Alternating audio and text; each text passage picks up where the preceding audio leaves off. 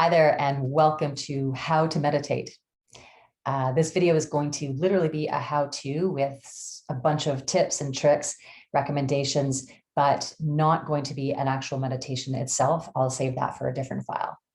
The reason I'm sharing this today is because there are so many technical and logistical things that can either work to support or get in the way of sticking to a meditation practice. There's so many ways that our minds and even potentially our bodies can try to sort of sabotage our efforts. So the intention here really is to set you up for the best possible success so that you have all these things in mind before you actually sit down, as opposed to figuring it out on your own as you go. So we'll start with just a few simple logistics like time and space and physical comfort. In terms of time, it doesn't matter any time you can give it, whether it's 5 minutes or 15 minutes. Do choose a time in which you won't be interrupted. And set your phone to do not disturb so that you're not distracted by all the little dings and pings that are coming in. In terms of space, I think it's important to find a space that makes you feel safe and relaxed and comfortable. Some people are able to meditate on the subway. I don't really know how they do it because I know I would find that very distracting myself. And, in terms of physical comfort, really give this time to yourself and be willing to ease into it. All that stuff that's on your to-do list that I'm sure will distract you while you're sitting will still be there when you get up. And remember as well that the actual practice of meditation helps you become more efficient in the rest of your life. It helps us with focus and concentration. So when you get back to that to-do list, you may find that you're more efficient in doing it because you've had the meditation.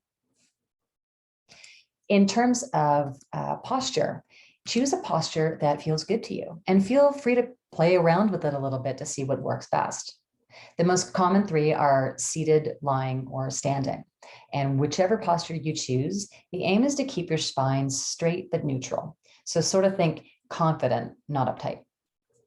If you're seated in a chair, choose a chair that is the right kind of height that allows you to put both feet flat on the floor. You don't want to be crossing your legs. You want to be able to feel grounded.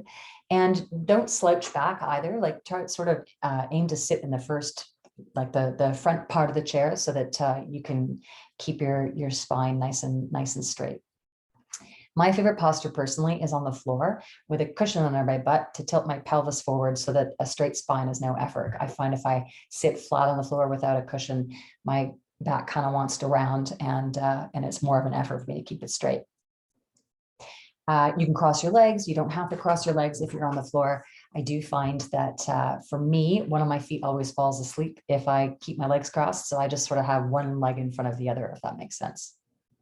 If you're standing, keep your feet wide enough apart that your base feels secure.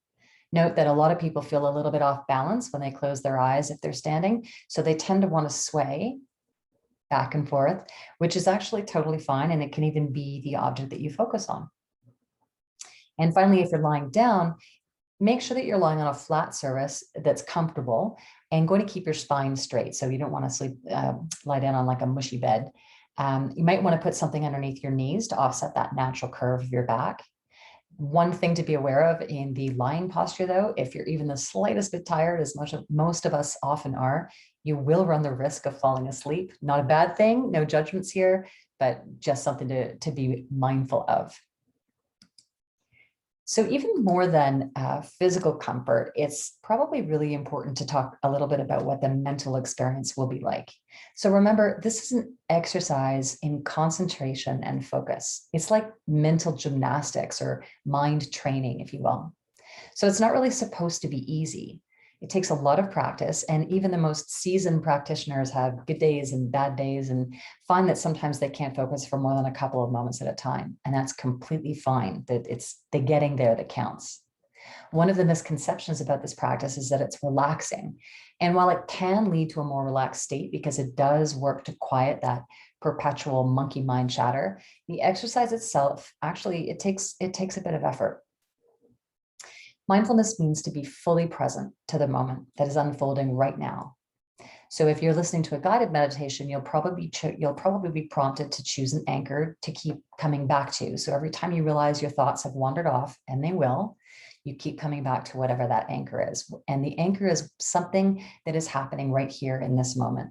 So some of the examples that are frequently used are the breath, or sounds, or physical sensations.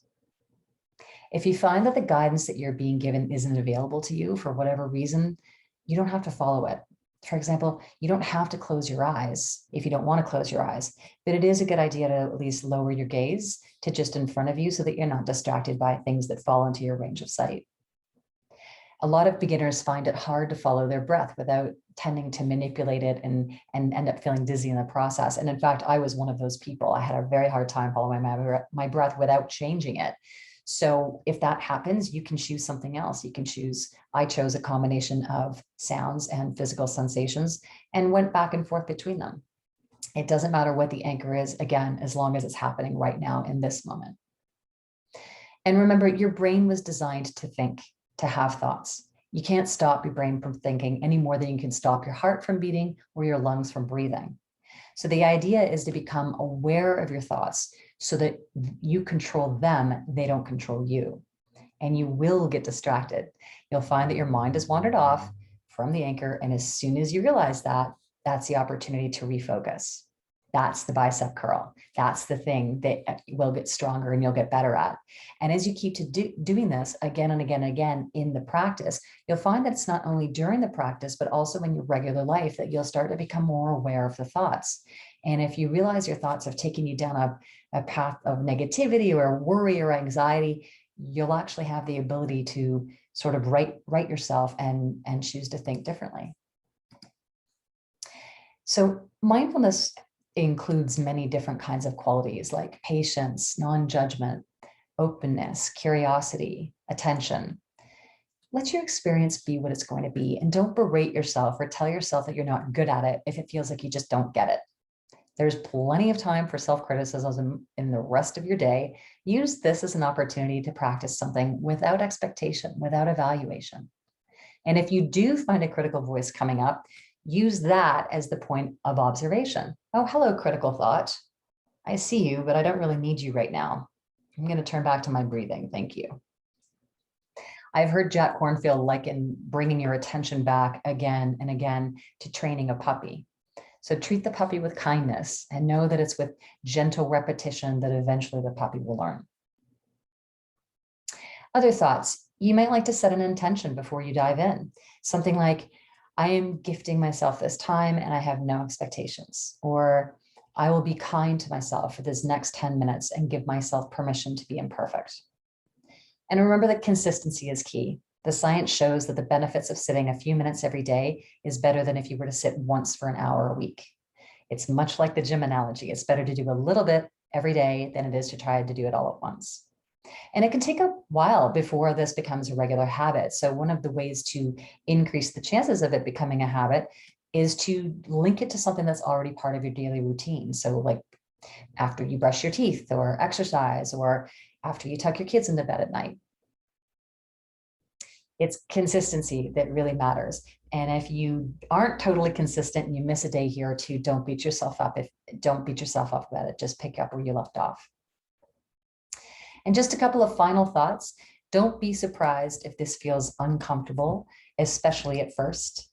You might find that there's a voice in your head saying things like, this is ridiculous, or what a waste of time. I know I certainly did for the first long while.